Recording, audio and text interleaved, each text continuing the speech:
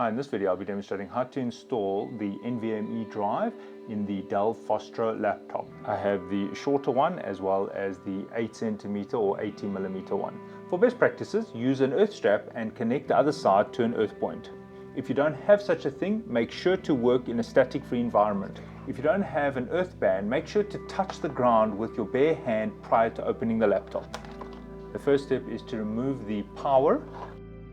Make sure the unit has powered off. Remove any peripherals such as a USB dongle or a memory card. Flip the unit over and there are star screws on the back.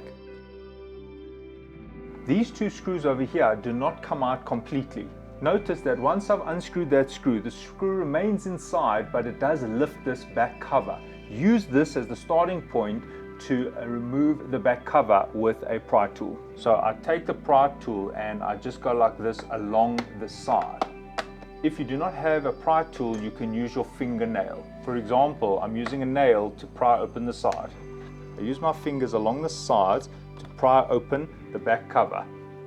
For best practices, use a pry tool. Once all the sides have been loosened, you can now lift off the back cover. I locate the battery connector and there is a tab here which I can pull towards me. So I grab it with a balanced force and I pull towards me like that, and I've now disconnected the battery. The nVMe SSD drive sits over here. There's a screw over here that needs to be unscrewed. Now the plate that is sitting here is actually for the smaller nVMe drive.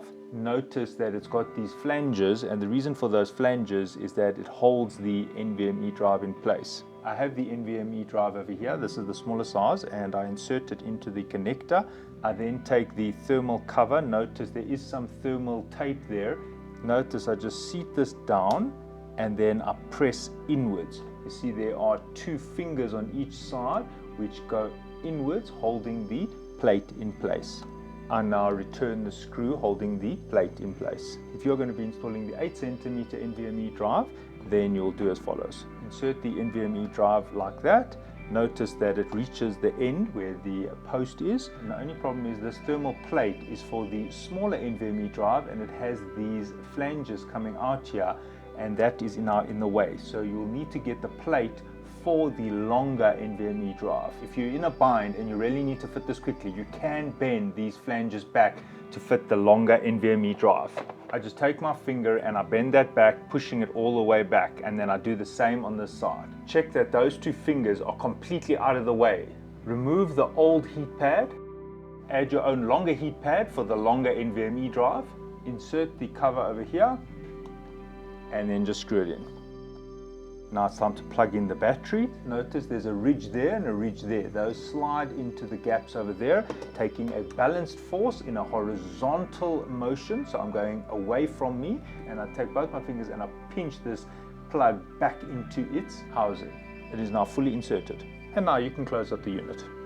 Right, replace the back cover, keeping in mind the cutouts for the hinges. Using a balanced force starting from the middle, I just depress the back cover. So I just press it down along the sides. Now keeping in mind these screws are protruding out, so I just need to screw them in quickly. While I'm screwing it in, I press it down.